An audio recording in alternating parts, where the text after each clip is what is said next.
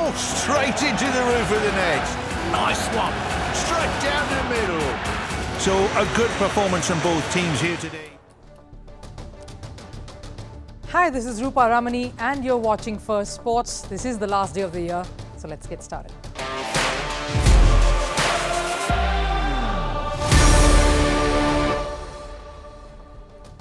Well, it's the last day and the weekend, in fact, is upon us, the last weekend of the year, and what a ride it's been. We've had a bunch of memories that we will carry on to 2024, from sporting excellence to controversies to record-breaking achievements. Today on the show, though, we look at the Indian cricket team for whom the final frontier continues to be a dream. What contributed to the humbling loss against South Africa? On to another team and another sport altogether who just aren't getting it right. What is the reason for Detroit Pistons' record-breaking slump? And of course, we round off some of our picks of defining sporting episodes of the year 2023. But first, a look at all the headlines around the world of sports in Sports 360. We'll start with cricket. Australia beat Pakistan by 79 runs in their first test match. The baggy greens gave Pakistan a target of 317 after Mitchell Marsh scored 96. During the chase, Pakistan were bowled out for 237 runs. Captain Pat Cummins took a fifer while Mitchell Starc picked up 4 wickets. Australia now have an unassailable 2-0 lead in the 3-match test series. The Australian women's side also enjoyed a victory. They beat India by 6 wickets in yesterday's one-day international. India batted first and scored 282 runs in 50 overs. Australia chased down the target in the 46th over itself. Phoebe Litchfield and Elisa Perry both scored half-centuries. Australia now lead the 3-match series 1-0. Over in football, West Ham United stunned Arsenal 2-0 last night. Thomas Souček scored in the 13th minute for West Ham. In the second half, the Hammers took the lead on a goal from Konstantinos Mavropanos. This was the first time in this Premier League season that Arsenal has lost a match, and that too at home. As per reports, Italian giants Inter Milan say they are on the verge of bankruptcy. This comes after the 10 board members of Inter were paid their annual compensation. The club CEO was also paid less in comparison to the previous year. Inter Milan's current owner is Chinese firm called the Suning Group, which is reportedly facing financial difficulties due to China's economic slowdown. And the prize money at the Australian Open has been increased by a whopping 13%. The total prize pool is now worth a whopping almost $60 million. The two singles champions will each pocket over $4.5 million. Last year, the winners of the Australian Open won close to $3 million. Now, India crumpled to a very humbling loss in Centurion in their first test against South Africa. It was the first time since 2010 that India had lost to South Africa by a massive margin of an innings and more. The last time it happened in 2010 was at this very same venue. Now, a post-mortem, or what went wrong, would be so very easy because hardly anything really went right for the Indian team. So rather than pick out too many instances of errors or mistakes committed on the field, the points to note or take away from here would be the larger decisions taken that affected them and, of course, the final outcome. Now, seeing that scorecard, the easy aspect to target and talk about would be, of course, the batting. India, of course, batted for far less time and overs than their opponent. But the larger concern is most definitely the bowling and some of those decisions that impacted both the bowling and the batting departments. It is with reason that we say the team that wins is one that can take 20 wickets. So let's look at India's bowling first. Mohammad Shami, the man pivotal for India's success at the ODI World Cup, couldn't make it here because of an injury. And that hit India's chances and bowling plans really hard. The first most important tool any visiting team needs in conditions that prevail in South Africa is a very strong new ball fast bowling pair. The only one who was most accurate and kept the pressure up as much as he could from one end, no surprises, was none other than Jasprit Bumrah. His comeback has been explosive and he has proved to be more difficult to navigate than ever before. But it was always going to be easy for the opposition to try to be more cautious against one bowler, knowing that the others running in do not pose a single threat. Maybe I'm being a bit harsh. Mohammad Siraj did beat the bat a few times in the second innings, but the precision and clinical attack did not prolong. The other two fast bowlers who were not able to sustain the pressure, Shardul Thakur, Prasidh Krishna, and that played into the South African batters' hands. That resulted in someone like Dean Elgar, who is a monster opening batter for the Proteas, especially in the longest format, to get away and provide a solid base to pile on the agony. His batting prowess and records are second only to the legendary Graeme Smith. Elgar notched up his second highest individual score in Test cricket. And what was worse was that even as the South Africans continued to pile on the runs, there seemed to be a lack of inspiration or desire to try to make something happen. But we are digressing here. Let's get back to the topic at hand. We spoke about the lack of teeth in India's bowling and the miss in Shami, but what about the replacement? Prasidh Krishna has had a forgettable Test debut. Was he the right fit? Could someone like an Arshdeep Singh, who has shown the temperament of diligence and a fight, made a difference here? Well, that's a decision Indian management could think of revisiting, and it seems they have, because Avesh Khan has been called up to be a part of the squad for India's second Test against South Africa that's happening in Cape Town. And speaking of selections in the bowling unit, going by the slight ineffectiveness of R. Ashwin in these conditions, did India miss a trick in including a wrist spinner such as Kuldeep Yadav in the mix? A Kuldeep Yadav who again has revamped himself, the 2.0 version, who is more accurate, incisive and aggressive with his bowling, and who's matured into a bowler who's not bogged down when things don't go his way. We're speaking of decisions India made ahead of this Test that could have hampered the outcome. We have heard of the phrase trial by fire. That is what results in heroes being born. But if India made a mistake in handing out Prasidh Krishna a debut here, Yashasvi Jaiswal's debut seems just as hasty. It's a baptism that has come probably a tad too early. I get where this comes from. It's akin to the baseball approach that has worked mostly for the England side in Test cricket. It's worked with Rishabh Pant and India. He's an attacking batter who maintains the same tempo and tenor even in Tests, and it's paid off. But maybe that ploy just did not work with Jaiswal up the order. Just like in South Africa, in these conditions, you need the opening bowlers to fire in and be the best you got. Your opening batters need to be your most reliable, because you are about to face some serious heat batting on pitches that test the best in the world. It is while watching Jaiswal, Shubman Gill, Shreyas Iyer struggle or get deceived or tempted to drive or go for the big shot to only succumb and fall that you really realize that this Indian outfit, this current Indian outfit, lacks the patience and that extra edge that batters like Murli Vijay, Cheteshwar Pujara and Ajinkya Rahane possessed, that produced each time they walked out to bat. These were players who could wear down any bowling opposition by just their sheer patience and power to grind it out. The second innings was another example of some of these decisions backfiring. It was an endless, painful procession of Indian batters. Some were getting done in by sheer class, like Rohit Sharma was. Rabada has his number, but that devilish delivery would be unplayable by anyone. While most threw it away, Virat Kohli was the last man to go, and he was the only one standing tall. And it's a sight that has a sense of familiarity to it. Virat despondent and walking back out as the opponents, in this case South Africa, burst into celebrations. Yes, we must look to the future. That's a thought that's always good to help a team evolve continually. But it cannot be ill-timed or at the expense of ruining one's own chances to make it to the World Test Championship final. In fact, due to a slow bowling over rate, the Indian team has not only been fined, but has more importantly been docked 2 WC points. Now, in sports, breaking records is considered a massive milestone. But if you're the Detroit Pistons, then you're hoping for the opposite.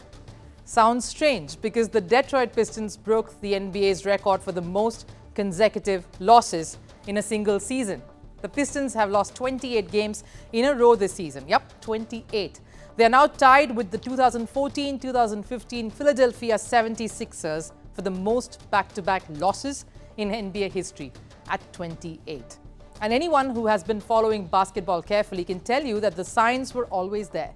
The fall of the Pistons has been a few years in the making. They've not fared well when drafting new players.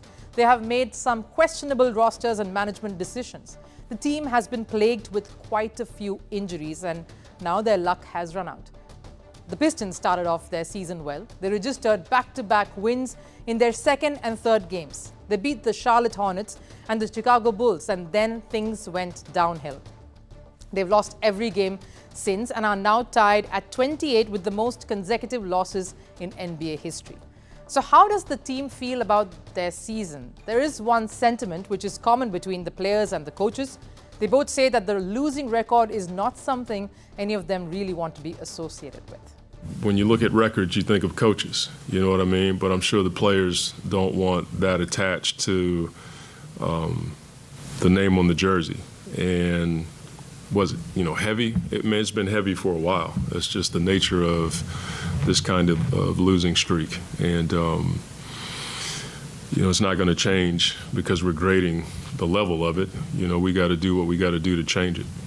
The players are taking it with their heads held high, yes, almost because they've hit rock bottom, and they know it because once you're at the bottom, the only way, hopefully, is up. Don't jump off the boat. We got to stay together. Right now is the easiest time to stand off and be on your own, but we need to continue to lean on each other and continue to push each other and hold each other accountable more than ever now. There is some confidence and positive talk there. Seems difficult with the world talking about how you are the worst side in NBA. One can only imagine how silent the dressing room for the Pistons must be. However, they are not being forgiven by their poor show, at least not by the fans like we are saying. Social media is an outright meme fest. People are openly making money by betting how many more games the Pistons will lose. Sounds terrible. Yes, you can bet on when the Pistons will next win a match. That's what they're doing. If you thought that would take the icing on the cake, then hold on, there's a bit more. Fans of other teams and from other countries are purposefully flying over to the US to attend games that the Pistons are playing just to see them lose. Even when the Pistons play at home, they have no support from the crowd. They are booed in every match. The last game the Pistons played at home, the crowds chanted, "Sell the team." But the Pistons are taking it on the chin. They're taking full ownership of their performance. You have to be real about where we are. Nobody wants something like this attached to them. The bottom line is it's my job. It's my responsibility. When you look at the record, coaches are graded on their records. That's the bottom line. But what's interesting is that the Detroit Pistons weren't always such a bad team. In the early 2000s, they were one of the most consistent and dominant sides. They even won the title in 2004. Now, 20 years later, they find themselves on the opposite side of the spectrum. The Pistons next play the Toronto Raptors at home.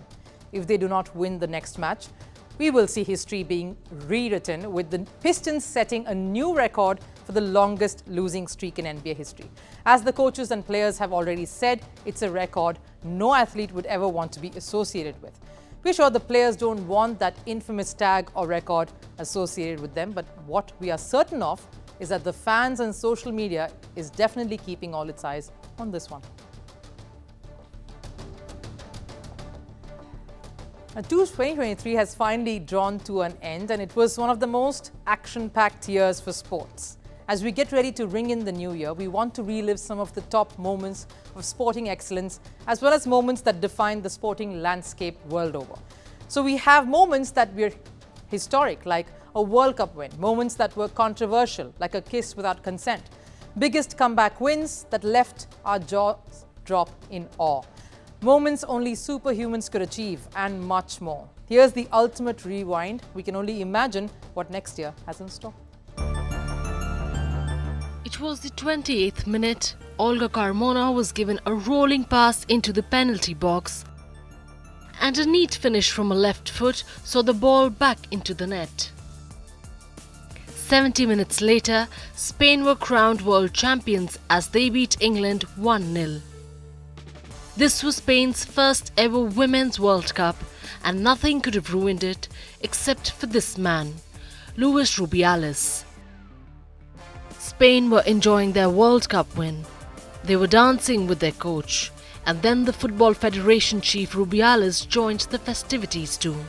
But instead of celebrating the win, he forcefully kissed Jenny Hermoso on her lips. taking away the spotlight from the women's team performance. There was a massive outrage across the world. There were protests in Spain. Rubiales was sacked and then banned from football for 3 years. Hermoso had to lay low for a while and was almost sidelined from the national team's call-up. It was this moment that put the highlight on creating a safe space for women athletes. World number 1 Novak Djokovic was all set to win the Davis Cup for his country, Serbia. He was carrying on with his good form after winning the ATP Masters, except there was an Italian who was plotting to be spoilsport. And that's exactly what Jannik Sinner did. 22-year-old Sinner beat Djokovic in singles and also won the doubles match. Sinner led Italy to win their first Davis Cup since 1976, and he instantly became a hero in Italy.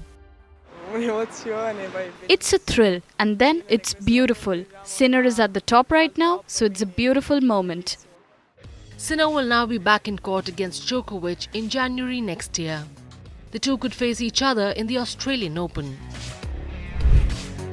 The IPL auction just ended and we saw some record-breaking numbers. Mitchell Starc became the costliest player in IPL auction history. Starc will now play for the Kolkata Knight Riders, and there's one power player in the Kolkata team that deserves a mention. It is Rinku Singh. During a group stage between Gujarat Titans and the Kolkata Knight Riders, Rinku Singh was on crease in the final over. Kolkata needed 28 runs to win from 5 deliveries. It was Yash Dayal of the Gujarat Titans who was tasked to stop Rinku Singh. But what we saw was an onslaught of sixes. The left-handed batter smashed the ball out of the ground one after the other. Rinku Singh managed to pull off 5 big ones in a row to see Kolkata to an unbelievable victory and carve one of the most stunning cameos in IPL history. It was the third quarter. The Los Angeles Lakers were trailing behind the Oklahoma City Thunder. The ball was with LeBron James, who shot a fadeaway to score 2 points. At that moment, LeBron broke Kareem Abdul-Jabbar's record and became the highest scorer in NBA history. And what a moment it was, because Abdul-Jabbar was present on the sidelines and immediately went up to LeBron to congratulate him. The Laker was given a standing ovation, for LeBron had broken a record that dates back almost 40 years. LeBron now has over 39,000 points and has no plans on slowing down anytime soon, reiterating the legend that he is turning out to be. As we say goodbye to this year, there's one comeback story that cannot be slept on. During the 5,000-meter race at the Asian Games, Indian runner Parul Chaudhary was in second place when the bell for the final lap was rung. Chaudhary was trailing Japan's Hironaka Ririka and was almost stride to stride with her. There was a point when the Japanese runner created a sizable lead over Chaudhary. The Japanese runner entered the final 100-meter with a lead. It was at that moment that Parul Chaudhary did the unthinkable. She sprinted like her life depended on it. Nearing the finish line, Chaudhary gave in a sudden burst that no one saw coming, nudging past the Japanese runner. It was a sight that gave goosebumps to everyone watching. Parul's adrenaline push won her and India the gold in the 5,000-meter race. If there's inspiration you need to enter the new year, take it from Parul Chaudhary. From Pat Cummins leading Australia to victory at the ODI World Cup, to South Africa winning Rugby World Cup, 2023 surely was a year for sporting champions. Speaking of champions, Rafael Nadal is finally back on the court. He was seen practicing in Brisbane as he gears up to play in the Australian Open next. Nadal's presence was truly missed for almost a year. For today's last serve, here's Nadal practicing his famous inside-out forehand.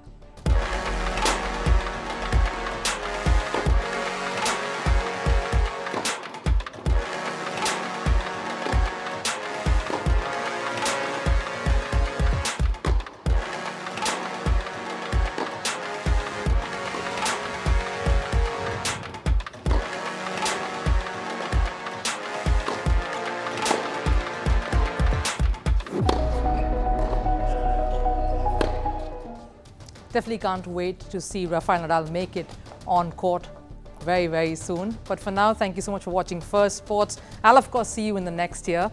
Advance wishes for a happy 2024. Take care. Bye-bye.